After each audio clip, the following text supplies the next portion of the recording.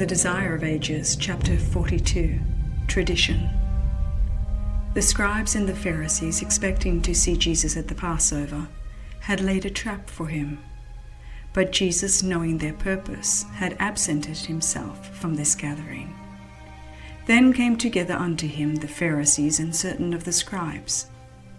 As he did not go to them, they came to him. For a time it had seemed that the people of Galilee would receive Jesus as the Messiah, and that the power of the hierarchy in that region would be broken. The mission of the 12, indicating the extension of Christ's work, and bringing the disciples more directly into conflict with the rabbis, had excited anew the jealousy of the leaders at Jerusalem.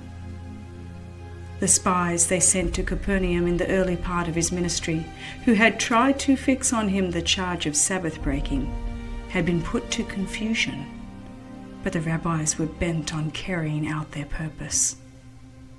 Now another deputation was sent to watch his movements and find some accusation against him. As before, the ground of complaint was his disregard of the traditional precepts that encumbered the law of God. These were professedly designed to guard the observance of the law, but they were regarded as more sacred than the law itself. When they came in collision with the commandments given from Sinai, preference was given to the rabbinical precepts.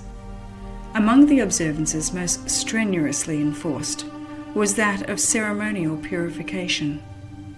A neglect of the forms to be observed before eating was accounted a heinous sin, to be punished both in this world and in the next, and it was regarded as a virtue to destroy the transgressor.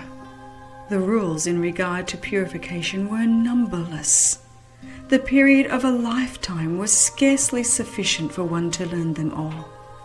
The life of those who tried to observe the rabbinical requirements was one long struggle against ceremonial defilement, an endless round of washings and purifications. When the people were occupied with trifling distinctions and observances which God had not required, their attention was turned away from the great principles of his law. Christ and his disciples did not observe these ceremonial washings, and the spies made this neglect the ground of their accusation. They did not, however, make a direct attack on Christ, but came to him with criticism of his disciples.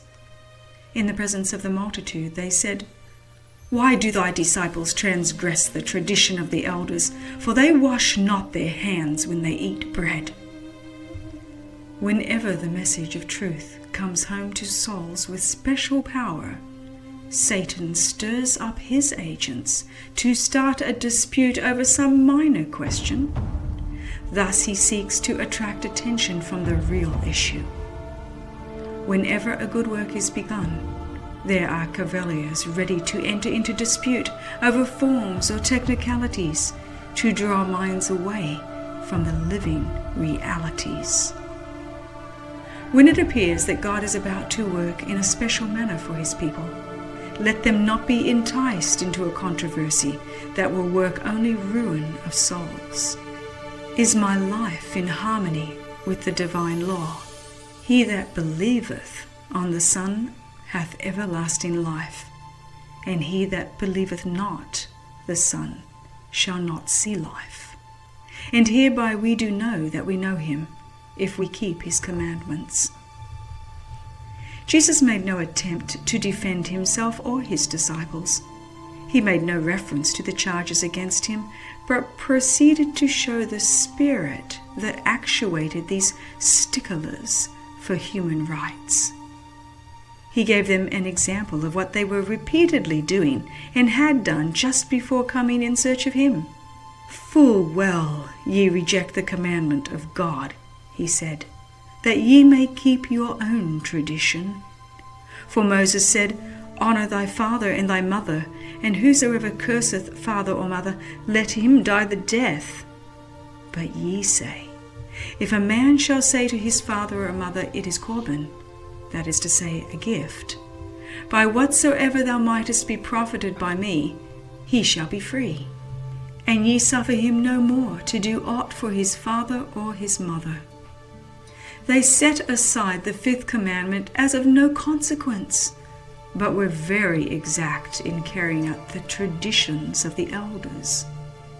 They taught the people that the devotion of their property to the temple was a duty more sacred than even the support of their parents, and that, however great the necessity, it was sacrilege to impart to father or mother any part of what had been thus consecrated. An undutiful child had only to pronounce the word Korban over his property, thus devoting it to God, and he could retain it for his own use during his lifetime, and after his death it was to be appropriated to the temple service. Thus he was at liberty, both in life and in death, to dishonor and defraud his parents under cover of a pretended devotion to God. Never by word or deed did Jesus lessen man's obligation to present gifts and offerings to God. It was Christ who gave all the directions of the law in regard to tithes and offerings. When on earth he commended the poor woman who gave her all to the temple treasury. But the apparent zeal for God on the part of the priests and rabbis was a pretense to cover their desire for self-aggrandizement. The people were deceived by them.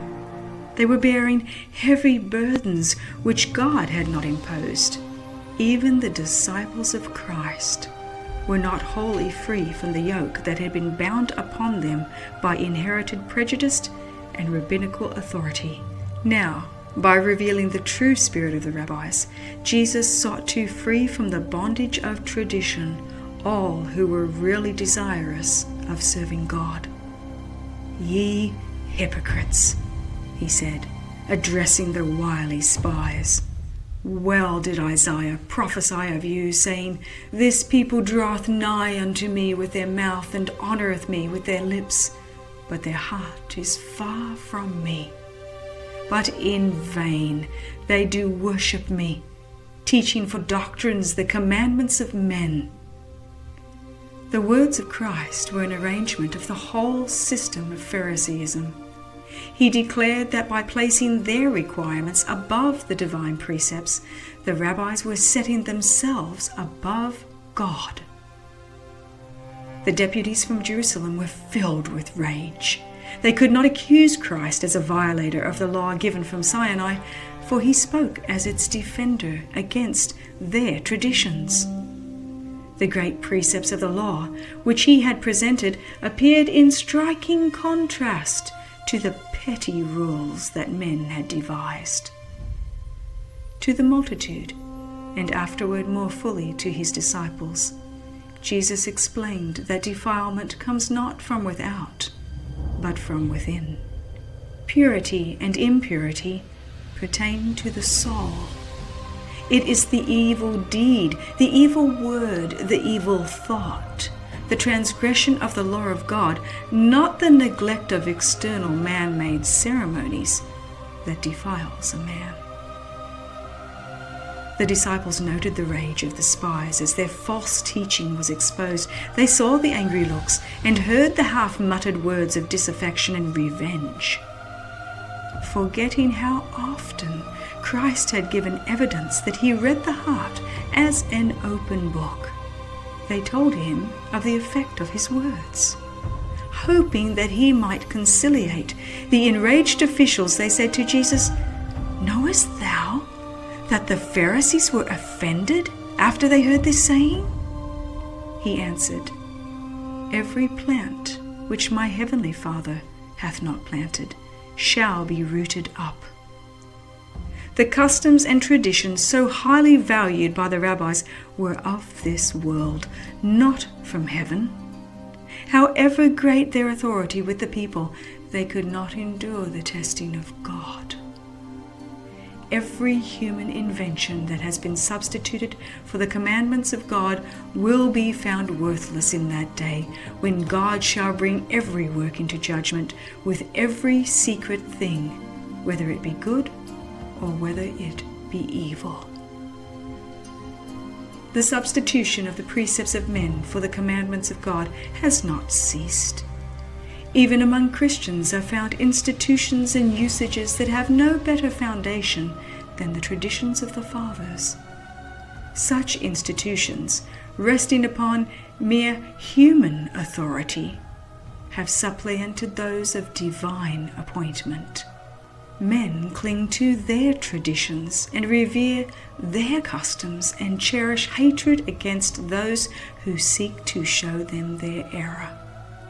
In this day, when we are bidden to call attention to the commandments of God and the faith of Jesus, we see the same enmity as was manifested in the days of Christ. Of the remnant people of God it is written, "The dragon was wroth with the woman, and went to make war with the remnant of her seed, which keep the commandments of God, and have the testimony of Jesus Christ." But every plant which my heavenly Father hath not planted shall be rooted up. In place of the authority of the so-called fathers of the church, God bids us accept the word of the eternal Father, the Lord of heaven and earth. Here alone is truth unmixed with error. David said, "I have more understanding than all my teachers, for thy testimonies are my meditation. I understand more than the ancients, because I keep thy precepts." Let all who accept human authority, the customs of the church, or the traditions of the fathers, take heed to the warning conveyed in the words of Christ. In vain they do worship me, teaching for doctrines the commandments of men.